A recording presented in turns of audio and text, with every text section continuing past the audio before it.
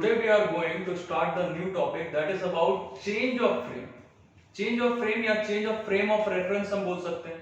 ये चैप्टर जब हमने स्टार्ट किया था बच्चों, रेस्ट एंड मोशन, तभी मैंने तुम्हें बताया था फ्रेम ऑफ रेफरेंस के बारे में. सिंपल, किसी भी बॉडी को, किसी भी पार्टिकल को हम जहां से ऑब्जर्व कर रहे हैं, जहां से हम देख रहे हैं उसे हम बोलते हैं फ्रेम ऑफ रेफरेंस. अब सबसे पहली बात यह कि ये चेंज ऑफ फ्रेम समझने से पहले वी नीड टू नो कि किसी भी बॉडी का पोजीशन बताने के लिए या उसका वेलोसिटी क्या है ये बताने के लिए या उसका एक्सेलरेशन क्या है, अगर वो एक्सेलरेट कर रहा है बॉडी तो उसका एक्सेलरेशन क्या है, ये सब कुछ बताने के लिए, डिफाइन करने के लिए we need a frame of reference.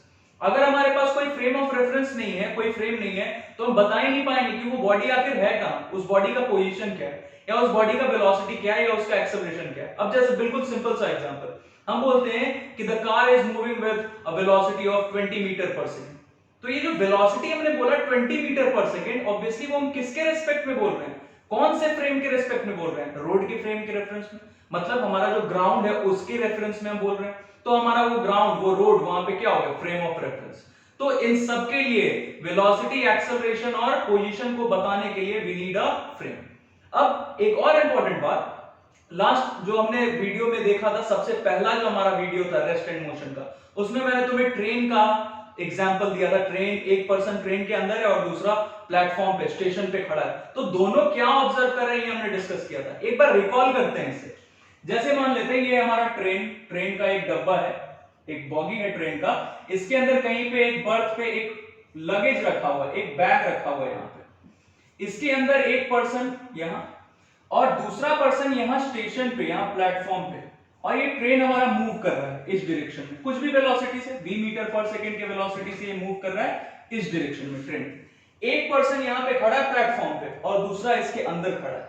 अब बच्चों ध्यान ये देना है तुम्हें यहाँ पे कि एक फ्रेम ऑफ रेफरेंस हमारा ये ट्रेन हो गया और दूसरा फ्रेम ऑफ रेफरेंस ये हमारा ग्राउंड हो गया.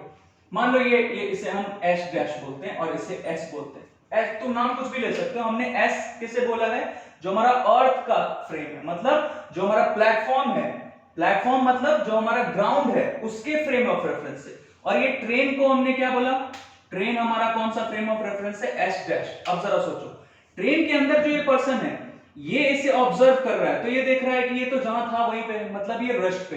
किस फ्रेम ऑफ रेफरेंस से हमने देखा, तो ये रेस्ट पे, ट्रेन के फ्रेम ऑफ रेफरेंस से. और ये पर्सन जो यहाँ प्लेटफॉर्म पे खड़ा है, बाहर, ट्रेन के बाहर प्लेटफॉर्म पे खड़ा है, वो देख रहा है कि भाई ये तो ट्रेन मूव कर रहा है, इसके अंदर ये आदमी जो था ये भी मूव कर रहा है और ये भी मूव कर रहा है, ये लगेज भी मूव कर रहा है. तो इस लगेज को दो फ्रेम ऑफ रेफरेंस से ऑब्जर्व कर रहे हैं, एक ये ट्रेन का फ्रेम ऑफ रेफरेंस और दूसरा ये ग्राउंड का फ्रेम ऑफ रेफरेंस, प्लेटफॉर्म का फ्रेम ऑफ रेफरेंस. तो किसी भी एक बॉडी को एट अ टाइम हम दो अलग अलग फ्रेम ऑफ रेफरेंस से ऑब्जर्व कर सकते हैं. बिल्कुल इंपॉर्टेंट बात यही है, यहीं से सब कुछ स्टार्ट हो रहा है. तो किसी भी बॉडी को, किसी भी पार्टिकल को हम दो अलग अलग फ्रेम ऑफ रेफरेंस से ऑब्जर्व कर सकते हैं. देख रहे हैं यहां पे. अब सोचो, मान लो हमारे पास दो फ्रेम ऑफ रेफरेंस है, एस और एस डैश. बहुत आसानी के एग्जाम्पल के साथ हम इसे सीखते हैं, देखते हैं. मान लो यहां पे एक फ्रेम ऑफ रेफरेंस हमारा ये है और दूसरा फ्रेम ऑफ रेफरेंस हमारा यहां पे है. ये हमारा एस, ये एस डैश, दो फ्रेम ऑफ रेफरेंस हमने लिया. अब कोई भी एक पार्टिकल ले लो तुम. मान लो एक पार्टिकल तुमने ले लिया P, पार्टिकल या बॉडी हम कुछ भी बोल सकते हैं. कोई भी एक पार्टिकल, एक बॉडी हमने ले लिया जो कि कहीं यहां पे, मान लो यहां पे पार्टिकल P. अब इस पार्टिकल P का पोजीशन हमें बताना है. जैसे अभी ये ट्रेन वाला और प्लेटफॉर्म वाला एग्जांपल लिया था, वैसे ही ये एक frame of reference S dash और एक फ्रेम ऑफ रेफरेंस ये हमारा S. दो फ्रेम ऑफ रेफरेंस है हमारे पास. अब ये पार्टिकल P का पोजीशन बताना है, एक एक करके दोनों के रेस्पेक्ट में पोजीशन बताएंगे, with respect to frame S dash and with respect to frame S. इन दोनों के रेस्पेक्ट में इसका पोजीशन हमें बताना है. क्या करते हैं, तुमने जब पहला चैप्टर पढ़ा था वेक्टर अलजेब्रा, जब हमने शुरू किया था, तो उसमें तुम्हें बताया था मैंने पोजीशन फाइंड कैसे करते हैं. वी नीड अ वेक्टर जिसे हम पोजीशन वेक्टर बोलते हैं. और पोजीशन वेक्टर हम ड्रॉ कहां से करते हैं. अब जैसे मान लो मैंने तुम्हें बोला कि मान लो ये जो हमारा frame of reference H dash है, इसका ओरिजिन ओ डैश, ये रहा ओ डैश, और ये जो हमारा फ्रेम ऑफ रेफरेंस एस है, इसका ओरिजिन ओ.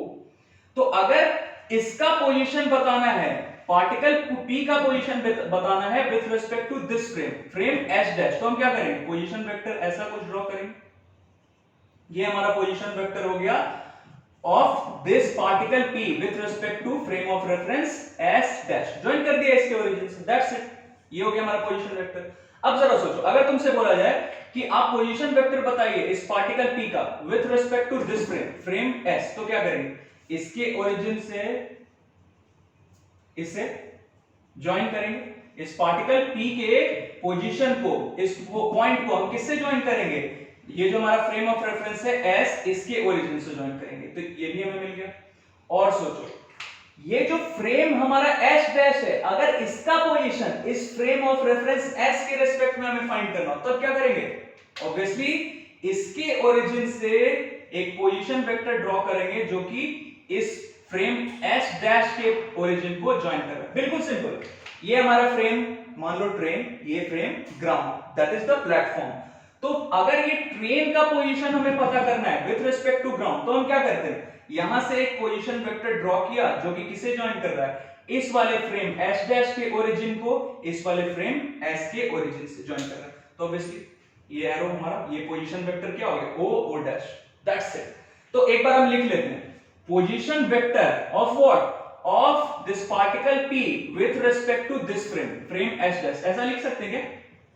s डैश के रिस्पेक्ट में ये हमारा पार्टिकल p का position vector with respect to this frame s dash, ये क्या है?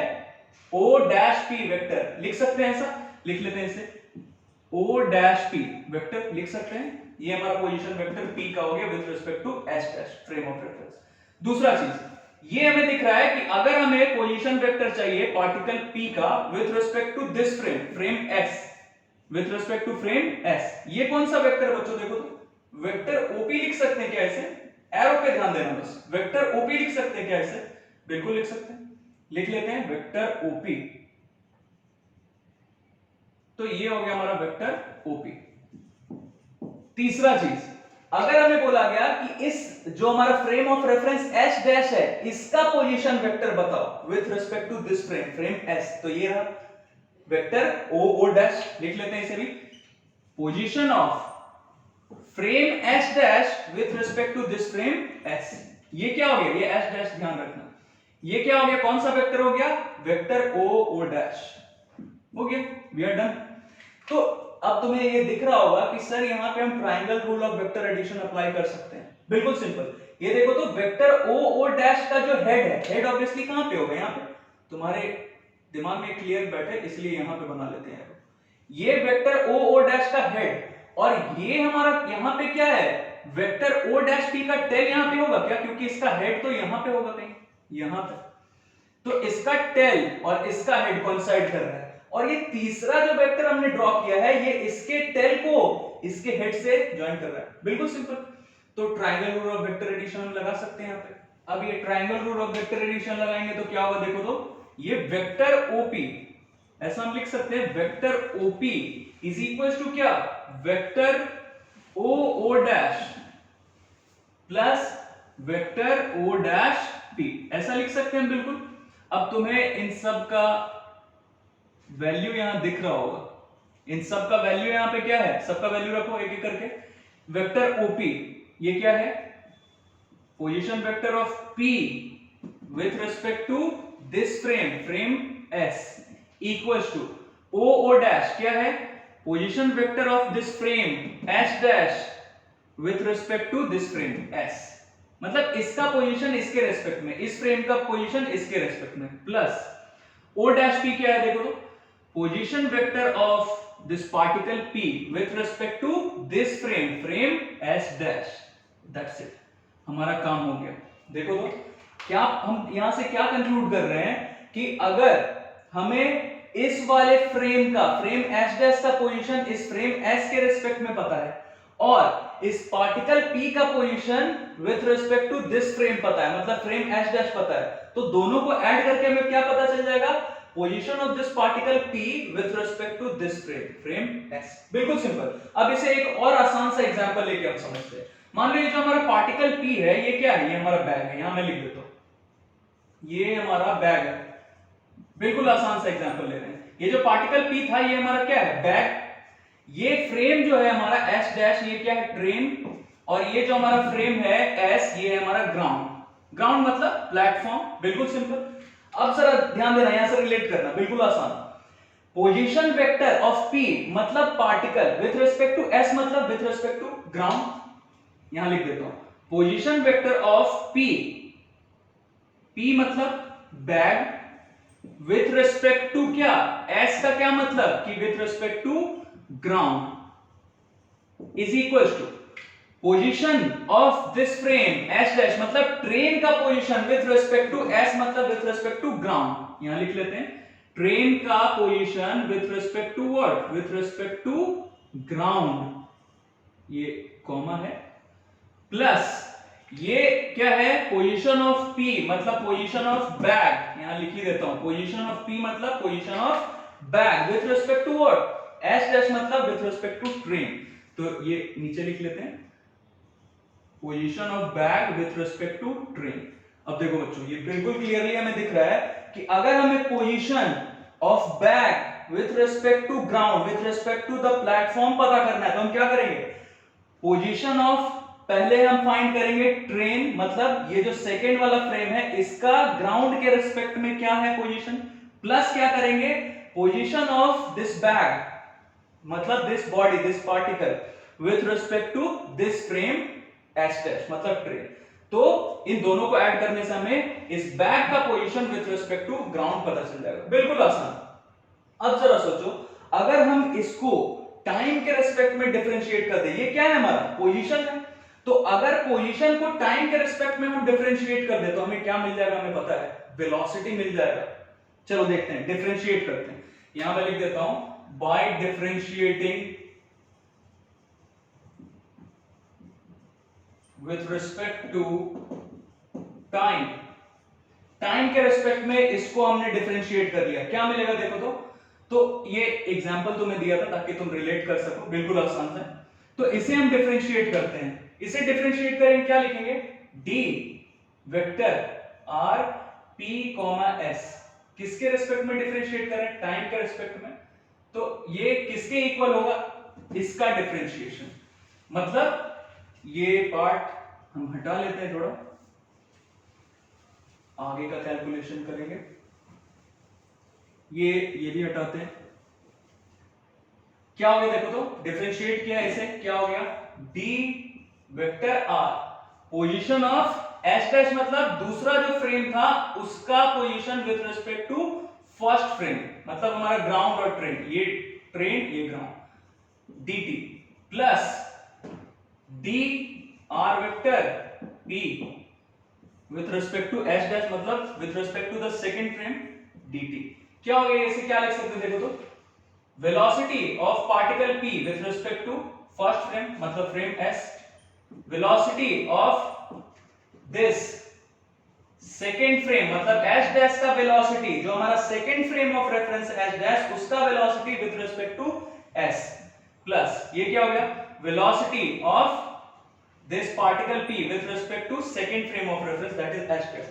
अब जरा ध्यान देना बच्चों, यहां जो हमने ट्रेन और ग्राउंड का एग्जांपल लिया था obviously the train was moving, तो ट्रेन का कुछ वेलोसिटी था विथ रिस्पेक्ट टू ग्राउंड, तो हमने ट्रेन हमारा क्या था, अभी जो एग्जांपल लिया ट्रेन क्या था s डैश और ग्राउंड मतलब हमारा प्लेटफॉर्म क्या था s, तो मतलब ट्रेन का कुछ वेलोसिटी है with respect to ground, train का कुछ वेलोसिटी है s डैश का कुछ वेलोसिटी है with respect to ground, that's it. और ये क्या है बैग हमारा लगेज का velocity with respect to train. अब ये जो हमने अभी ट्रेन और प्लेटफॉर्म वाला एग्जांपल लिया था उसी से इसे एक बार रिलेट करके देखते हैं और आसानी से समझ में आएगा। ये s डैश हमारा क्या था, s डैश ट्रेन था मतलब second frame of reference train था, s क्या था ग्राउंड मतलब फर्स्ट फ्रेम ऑफ रेफरेंस, और ये p हमारा क्या था बैग जो कि रखा हुआ था किसी भी सीट के ऊपर बर्थ के ऊपर। अब जरा सोचो कि ये रहा हमारा ट्रेन, इसके अंदर यहां कहीं पे ये बैग रखा हुआ है और ये रहा हमारा ग्राउंड, तो अगर हमें बोला जाए कि इस बैग का इस लगेज का वेलोसिटी पता करना है with respect to what, with respect to ground, ये p क्या है हमारा बैग रिलेट करना और s क्या है ग्राउंड, तो velocity of bag with respect to ground अगर पता करना है तो हम क्या कर सकते हैं, हम वेलोसिटी ऑफ s डैश मतलब train with respect to ground हमें पता होना चाहिए। अगर वेलोसिटी ऑफ दिस ट्रेन, ये हमारा ट्रेन, तो velocity of train with respect to ground, मतलब velocity of s dash with respect to s को हम ऐड कर देंगे किसमें, वेलोसिटी ऑफ बैग मतलब velocity of p with respect to train. तो ये velocity of bag with respect to train अगर हम ऐड कर दें velocity of train with respect to ground में, तो हमें क्या पता चल जाएगा, velocity of bag with respect to ground. That's it, बहुत आसान। खैर यहां पे तो ये रेस्ट पे ही था। अब एक और एग्जांपल लेते हैं आसान सा। मान लो हमारे पास गिवन है कि ये रहा हमारा एक रिवर, ये रिवर फ्लो कर रहा है इस डायरेक्शन में, ये रिवर फ्लो कर रहा है, कुछ भी वेलोसिटी से फ्लो कर रहा है मान लो। तो मान लेते हैं इसके वेलोसिटी को हम बोलते हैं velocity of river with respect to ground. Velocity of R मतलब river with respect to ground. Obviously कोई रिवर अगर फ्लो कर रहा है तो किसके रिस्पेक्ट में फ्लो कर रहा है, अर्थ के रिस्पेक्ट में, ग्राउंड के रिस्पेक्ट में। तो velocity of river with respect to ground इस डायरेक्शन में। अब जरा सोचो, यहां पे अगर कोई स्विमर है, यहां अगर कोई स्विमर है, ये स्विमर, ये स्विम कर रहा है इस डायरेक्शन में, इसी डायरेक्शन में अगर स्विम कर रहा है, और हमें एक इंफॉर्मेशन गिवन है कि ये जो स्विमर है इसका वेलोसिटी विथ रिस्पेक्ट टू, इधर लिख लेते हैं वेलोसिटी ऑफ स्विमर मतलब s with respect to river. अगर ये रिवर नहीं फ्लो कर रहा होता, इसमें करंट नहीं होता, स्टिल वाटर रहता, तो ये हमारा जो स्विमर है ये विथ रिस्पेक्ट टू रिवर कुछ भी वेलोसिटी, इतने वेलोसिटी से मूव कर रहा था। अब जरा सोचो, अगर तुमसे बोला जाए कि तुम फाइंड करो velocity of swimmer with respect to ground, क्या करोगे जरा देखो तो, velocity of swimmer with respect to ground. अब इसमें हमें सबसे पहले ये सोचना है कि हमारा दो फ्रेम ऑफ रेफरेंस कौन कौन सा है। पहला फ्रेम ऑफ रेफरेंस हमारा ग्राउंड, दूसरा फ्रेम ऑफ रेफरेंस हमारा रिवर। तो फ्रेम ऑफ रेफरेंस हमारे पास दो है, s डैश s। तो हमें फाइंड क्या करना है, velocity of swimmer with respect to ground. क्या करेंगे इसके लिए, velocity of swimmer with respect to river है हमारे पास, मतलब second frame of reference. Velocity of swimmer with respect to river है, और velocity of river with respect to ground है। इन दोनों को अगर ऐड कर दें तो हमें ये रिजल्ट मिल जाएगा, velocity of swimmer with respect to river, this one, plus velocity of river with respect to ground.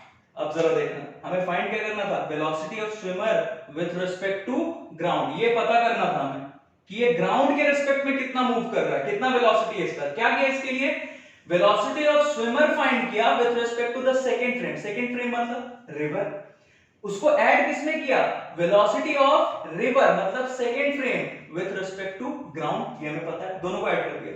अब मान लो तुम्हें गिवन है कि ये इसका वेलोसिटी जो है ये 5 kilometre per hour, velocity of river with respect to ground पता है, और velocity of swimmer with respect to river मतलब स्टिल वाटर में ये मान लो 4 किलोमीटर पर आवर। क्या करेंगे, इन दोनों को अगर हम ऐड कर लें, ये 4 और ये 5, तो हमें क्या पता चल जाएगा, इसका मैग्नीट्यूड पता चल जाएगा, दोनों सेम डायरेक्शन में है। मतलब स्पीड का हमें मैग्नीट्यूड पता चल गया, कितना हो गया 5 + 4, मतलब स्पीड, अगर सिर्फ मैग्नीट्यूड ले वेलोसिटी का तो ये क्या हो गया, स्पीड ऑफ दिस, इसका चलो इसे स्पीड ही ले लेते हैं, दोनों सेम डायरेक्शन में, तो हम डायरेक्टली इसे ऐड कर लेते हैं। तो ये क्या हो जाएगा, इन दोनों को ऐड करो तो इसका 5 और इसका 4, ये कितना हो गया 9 किलोमीटर पर आवर, मतलब velocity of speed of this swimmer with respect to ground कितना हो गया 9 kilometre per our. That's it. अब इससे रिलेटेड एक बहुत आसान सा न्यूमेरिकल देखते हैं। अभी हमारे पास न्यूमेरिकल है, इसके हेल्प से हमारा जो कॉन्सेप्ट अभी हमने डिस्कस किया और भी क्लियर करेंगे। देखते हैं क्या, अ swimmer can swim in still water at a rate of 4 kilometre per our. तो इससे सबसे पहले हमें क्या पता चल गया कि स्विमर के लिए हम s लिख लेते हैं, कोई दिक्कत नहीं होना चाहिए। स्विमर का वेलोसिटी, स्विमर का speed with respect to river, मतलब ये जो हमारा रिवर है, अगर इसमें जो पानी है, जो वाटर है, इफ इट इज स्टिल, इसका क्या मतलब, ये स्टिल वाटर में इतने रेट से मूव कर सकता है, तैर सकता है। इसका क्या मतलब कि we are provided with the information कि velocity of swimmer with respect to river कितना है। रिवर के लिए r लिखा है हमने, ये कितना है 4 kilometre per our. 4 kilometre per our given है इसका स्पीड, मतलब वेलोसिटी का मैग्नीट्यूड गिवन। ओके, और क्या गिवन है हमारे पास, चलो इसको ऐसा ले लेते हैं, ये मैग्नीट्यूड इसका गिवन है। और if he swims in a river flowing at 8 kilometre per hour and keeps his direction perpendicular to the current, find his velocity with respect to ground। अब ध्यान देना क्या है इसमें, क्या गिवन है हमारे पास कि ये स्विम कर रहा है, ये रिवर का हमारे पास वेलोसिटी कितना गिवन है, in a river flowing at 8 kilometre per hour. I told you कि हमारे पास दो फ्रेम ऑफ रेफरेंस हो सकता है, उससे हम किसी एक बॉडी को ऑब्जर्व कर सकते हैं। अब जैसे देखो एक बार रिकॉल करते हैं, velocity of any particle p with respect to the frame of reference, ये किसके इक्वल होता है, velocity of particle p with respect to second frame of reference plus velocity of this second frame of reference with respect to s, मतलब first frame of reference. अब देखो बच्चों यहां पे ध्यान से, यहां हमारे पास फ्रेम ऑफ रेफरेंस कौन कौन सा है, एक तो रिवर है, एक रिवर हमारा फ्रेम ऑफ रेफरेंस है और दूसरा ग्राउंड है। मतलब एस डैश यहां पे क्या है, रिवर, और एस क्या है, ग्राउंड, दो फ्रेम ऑफ रेफरेंस है। तो हमें क्या पता करना है, velocity of swimmer with respect to ground, his velocity with respect to ground, मतलब velocity of swimmer with respect to ground पता करना है। तो इसके लिए हम क्या कर सकते हैं, velocity of swimmer with respect to river में अगर ऐड कर दें, ये इंडिकेट कर दे रहा हूं, एस डैश यहां क्या है, रिवर, और एस यहां पे क्या है, ग्राउंड, और P तुम्हें दिख रहा है, P क्या है, स्विमर। तो velocity of swimmer with respect to ground चाहिए हमें, तो हम क्या करेंगे, velocity of swimmer with respect to river, जो कि हमारे पास गिवन है कितना, 4 किलोमीटर पर आवर गिवन है, और इसमें ऐड क्या करेंगे, वेलोसिटी ऑफ एस डैश, मतलब velocity of river with respect to ground, जो कि हमारे पास गिवन है 8 किलोमीटर पर आवर। अगर दोनों को ऐड कर दिया तो वी आर डन, हमारा काम हो जाएगा। हमें क्या पता चल जाएगा, velocity of swimmer with respect to ground. एक बार इधर लिखते हैं, ये रिलेट करना बिल्कुल आसान है। और क्या गिवन है हमारे पास, velocity of river with respect to ground, ground के लिए जी ले रहे हैं, रिवर के लिए आर ले रहे हैं। तो velocity of river with respect to ground कितना गिवन है, 8 किलोमीटर पर आवर, इसका मैग्नीट्यूड कितना है, 8 किलोमीटर पर आवर। फाइंड क्या करना है बच्चों, देखो तो वेलोसिटी ऑफ स्विमर, स्विमर के लिए एस ले रहे हैं, swimmer with respect to river, यही फाइंड करना है, sorry swimmer with respect to ground पता करना है। तो इसके लिए हम क्या कर सकते हैं, swimmer with respect to ground के लिए क्या करेंगे, velocity of swimmer with respect to second frame, मतलब विथ रिस्पेक्ट टू रिवर में ऐड करेंगे क्या, velocity of river with respect to ground, add कर देंगे तो हमारा काम हो जाएगा, बिल्कुल सिंपल। अब जरा देखो, ये दोनों का वैल्यू हमारे पास गिवन है, इन दोनों का मैग्नीट्यूड हमारे पास गिवन है 4, ये 8। इसको जरा ड्रॉ करते हैं, इसका डायग्राम। क्या बोला जा रहा है हमसे, ये जो हमारा रिवर है, ये मान लो इस डायरेक्शन में फ्लो कर रहा है, रिवर इस डायरेक्शन में फ्लो कर रहा है, इस डायरेक्शन में। तो रिवर कितने वेलोसिटी से फ्लो कर रहा है, 8 किलोमीटर पर आवर से इस डायरेक्शन में। और ये जो स्विमर है हमारा, ये कैसे तैर रहा है, ये कितने स्पीड से तैर सकता है, 4 किलोमीटर पर आवर के स्पीड से तैर सकता है विथ रिस्पेक्ट टू रिवर। और ये तैर कैसे रहा है, he keeps his direction perpendicular to the current, obviously river इधर फ्लो कर रहा है तो करंट का डायरेक्शन ये। और ये स्विमर कैसे तैर रहा है, ये इस डायरेक्शन में तैर रहा है, perpendicular to the current, current इस डायरेक्शन में, और करंट का मैग्नीट्यूड गिवन है, ये रिवर ग्राउंड के रिस्पेक्ट में कितने स्पीड से फ्लो कर रहा है, 8 किलोमीटर पर आवर। और ये स्विमर हमारा रिवर के रिस्पेक्ट में किस डायरेक्शन में स्विम कर रहा है, परपेंडिकुलर इसके करंट के, मतलब रिवर के फ्लो के डायरेक्शन के परपेंडिकुलर ये स्विम कर रहा है। तो ये velocity of swimmer with respect to river, और इसका मैग्नीट्यूड हमें पता है। तो velocity of swimmer with respect to river इस डायरेक्शन में परपेंडिकुलर करंट के, और इस डायरेक्शन में क्या है, एक एरो से इसे एक लाइन से रिप्रेजेंट करते हैं, इस डायरेक्शन में क्या है, ये रिवर का velocity with respect to ground, इस डायरेक्शन में रिवर हमारा फ्लो कर रहा है इस डायरेक्शन में। अब जरा सोचो कि इन दोनों का एडिशन, ये सारा हमने वेक्टर अलजेब्रा में पढ़ा हुआ है, velocity of swimmer with respect to ground और velocity of river with respect to ground, इन दोनों का एडिशन करेंगे तभी तो ये पता चलेगा। और इन दोनों का एडिशन मतलब इन दोनों का रिजल्टेंट क्या होगा, कुछ ऐसा, कुछ इस डायरेक्शन में होगा। अब डायरेक्शन क्या है हमें नहीं पता है, बस हम पता कर सकते हैं, कर लेंगे। तो ये जरा देखो तो, ये हमारा क्या हो गया, इन दोनों का जो एडिशन है, इन दोनों का जो रिजल्टेंट है वही क्या होगा, ये मतलब velocity of swimmer with respect to ground. अब इसका मैग्नीट्यूड हमें पता करना आता है। इसका मैग्नीट्यूड कैसे पता करेंगे? वेक्टर अलजेब्रा में हमने किया है ये सब।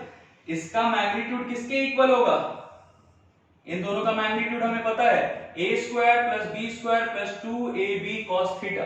तो इसका मैग्नीट्यूड देखो तो कितना है? 4, 4 का स्क्वायर 16 प्लस इसका मैग्नीट्यूड कितना है? 8, 8 का square 64 plus 2ab cos theta. दोनों के बीच का एंगल देखो तो इसके और इसके बीच का एंगल 90 है क्या? परपेंडिकुलर बोल रहा है, तो ये तो हो गया 0। कितना हो गया देखो तो?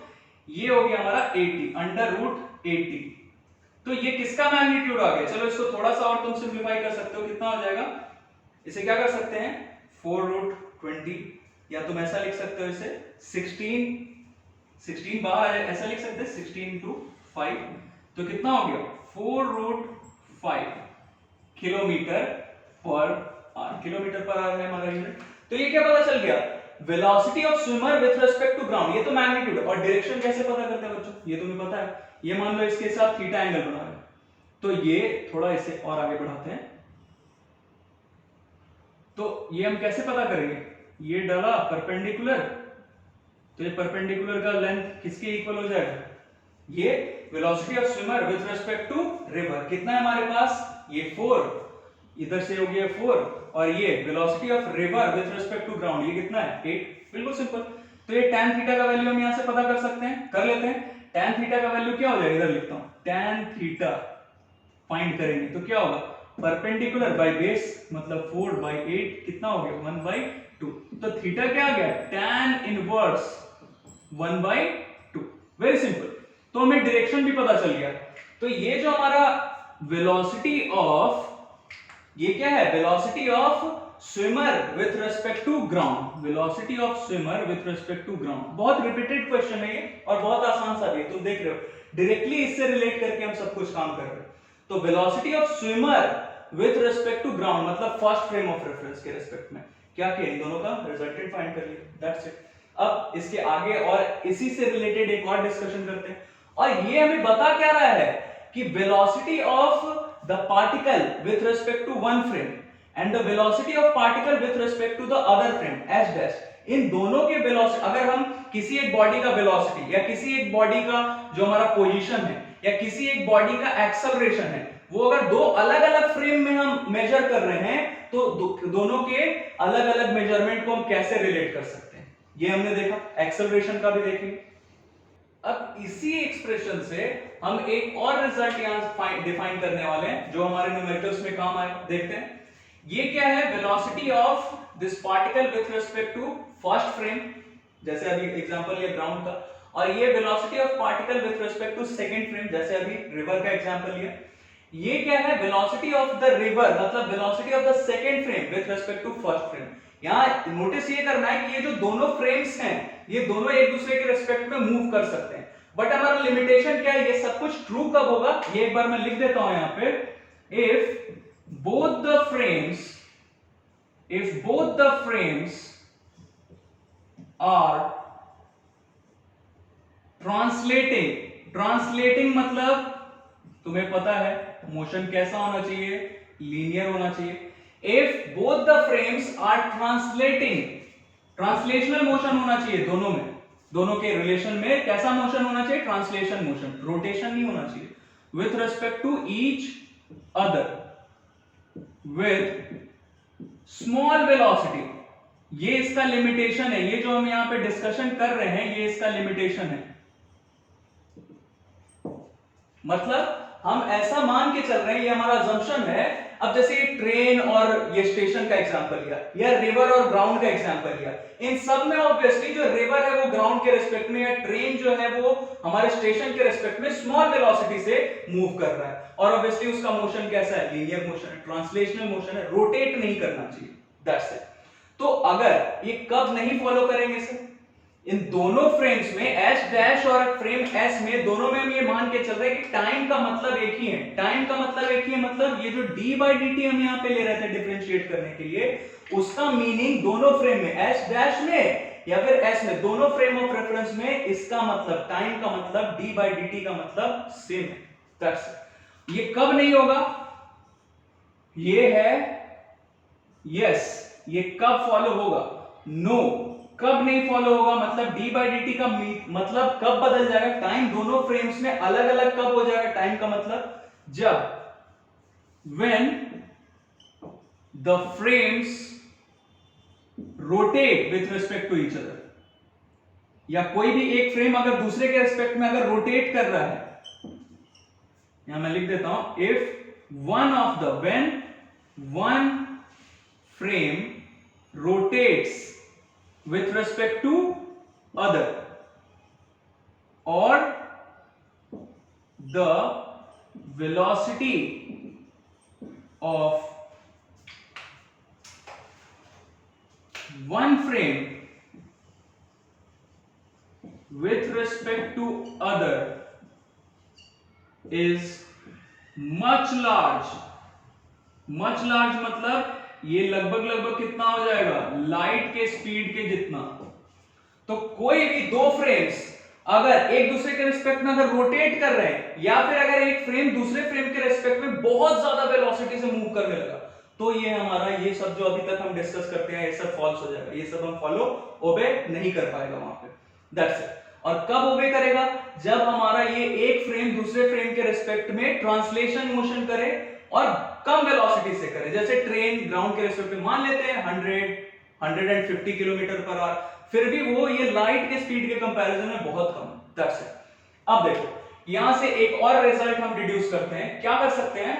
Velocity of p with respect to s dash अगर हमें पता करना है तो हम क्या कर सकते हैं? इसे इधर भेज दो। क्या हो गया?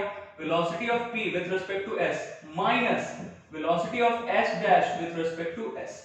अब जरा ध्यान देना, यहां पे हमारे पास क्या कंक्लूड कर रहे हैं हम? अगर ये वेलोसिटी ऑफ पार्टिकल, मतलब बैग का एग्जांपल जो हमने लिया था, velocity of particle with respect to ground अगर पता है और velocity of train with respect to ground अगर पता है, तो दोनों में कॉमन क्या रहा है? ये ग्राउंड SS, मतलब एक कॉमन फ्रेम के रिस्पेक्ट में अगर दो बॉडीज का हमें वेलोसिटी पता है तो हम एक बॉडी का वेलोसिटी दूसरे बॉडी की वेलोसिटी के रिस्पेक्ट में पता कर सकते हैं। मैं लिख देता हूं, if velocity of p with respect to velocity of p with respect to what? With respect to s, and velocity of s dash with respect to s, मतलब दोनों में ये s क्या आ रहा है? कॉमन फ्रेम ऑफ रेफरेंस है। मैं यहां मेंशन कर दे रहा हूं, common frame are known, then we can find velocity of p, मतलब एक बॉडी का velocity with respect to s dash, मतलब दूसरे बॉडी के रिस्पेक्ट में हम पता कर सकते हैं ऐसे। Very simple. मतलब अगर velocity of particle p with respect to ground with respect to one frame पता है और velocity of the second frame s dash भी हमें पता है विथ रिस्पेक्ट टू s, तो दोनों में ये p या s डैश में दोनों में हम कॉमन फ्रेम कौन सा ले रहे हैं? ये s कॉमन फ्रेम ले रहे हैं। तो दोनों में अगर हमें पता है वैल्यू तो हम क्या पता कर सकते हैं? Velocity of p with respect to s dash, मतलब velocity of one body with respect to other body. Very simple. इससे रिलेटेड भी न्यूमेरिकल्स हमें मिलेगा। अब जरा एक चीज और सोचो, ये तो हमने वेलोसिटी का रिलेशन देख लिया या हमने पोजीशन वेक्टर का रिलेशन देख लिया कि अगर हमारे पास दो अलग अलग फ्रेम ऑफ रेफरेंस है और हम दोनों अलग अलग फ्रेम से किसी एक सिमिलर बॉडी का पोजीशन हम फाइंड कर रहे हैं या सिमिलर बॉडी का वेलोसिटी हम फाइंड कर रहे हैं, मेजर कर रहे हैं, तो दोनों अलग अलग फ्रेम्स में, ये फ्रेम S, ये फ्रेम S डैश, तो दोनों अलग अलग फ्रेम्स में इसका वेलोसिटी कितना? वेलोसिटी किसका? Velocity of particle in frame S, velocity of particle in frame S dash, इन दोनों में वेलोसिटीज में हमें रिलेशन पता चल गया। वैसे ही अब एक्सेलरेशन का भी रिलेशन पता कर लेते हैं। देखते हैं क्या करेंगे, जरा देखो तो। और इसके लिए भी हम डिफरेंशिएट करने वाले हैं। किसे डिफरेंशिएट करेंगे? इससे डिफरेंशिएट करेंगे। इसे बहुत ध्यान से देखना क्योंकि ये तुम्हारे न्यूमेरिकल्स में काम आएगा।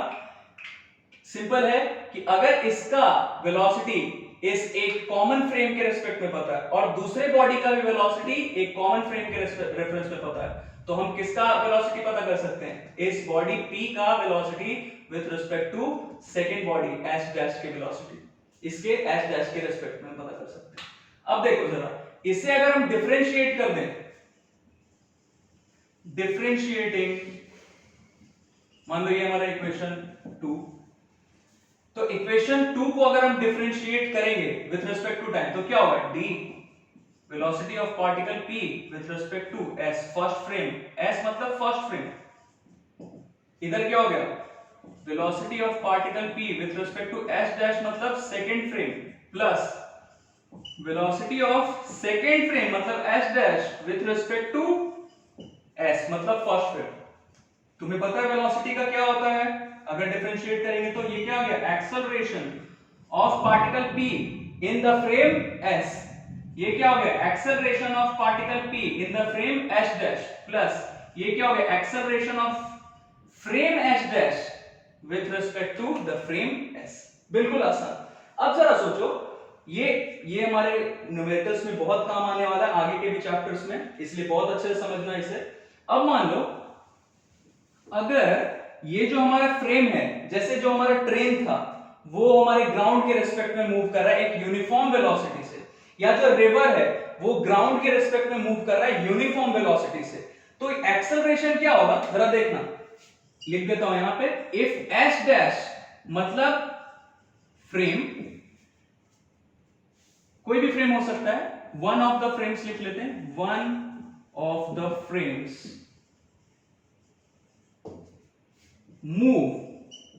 moves with respect to s with uniform velocity। तो अगर ये यूनिफॉर्म वेलोसिटी से मूव कर रहा है, जैसे ये s डैश की जगह क्या आ गया, रिवर, s की जगह क्या आ गया, ग्राउंड, या s डैश की जगह क्या आ गया, ट्रेन, s की जगह क्या आ गया, ग्राउंड, तो अगर ये इसके रिस्पेक्ट में यूनिफॉर्म वेलोसिटी से मूव कर रहा है, तो अगर वेलोसिटी चेंज ही नहीं हो रहा है, यूनिफॉर्म है, तो एक्सेलरेशन क्या होगा, जरा देखो, ये acceleration of s dash with respect to s क्या हो गया, जीरो, और अगर ये जीरो हो गया तो हम क्या देख रहे हैं, acceleration of p with respect to s is equals to acceleration of p with respect to s dash. बिल्कुल सिंपल, मतलब इस पार्टिकल p का एक्सेलरेशन दोनों फ्रेम में सेम होगा, फ्रेम s में जितना इसका एक्सेलरेशन पार्टिकल p का, उतना ही फ्रेम s डैश में भी इस पार्टिकल p का एक्सेलरेशन। बहुत आसान, तो ये हम अपने न्यूमेरिकल्स में यूज करेंगे इसे बार बार। क्या सीखा इसमें हमने, पूरे के पूरे लेक्चर में हमने क्या सीखा कि अगर दो अलग अलग फ्रेम से हम किसी बॉडी का पोजीशन मेजर कर रहे हैं, या उसका वेलोसिटी मेजर कर रहे हैं, या उसका एक्सेलरेशन मेजर कर रहे हैं, तो उन एक्सेलरेशंस के बीच में, दो एक्सेलरेशंस के बीच में क्या रिलेशन होता है, या दोनों फ्रेम्स में अगर हम वेलोसिटी मेजर कर रहे हैं सेम पार्टिकल p का, तो दोनों वेलोसिटीज में क्या रिलेशन होता है, या फिर उसके पोजीशंस के बीच में क्या रिलेशन होता है, ये सब हमने सीख लिया। तो that was all about the change of frame. I hope कि ये जो भी हमने डिस्कस किया है और जो एग्जांपल लिया है उससे तुम्हारा इसका कॉन्सेप्ट बिल्कुल क्लियर होगा।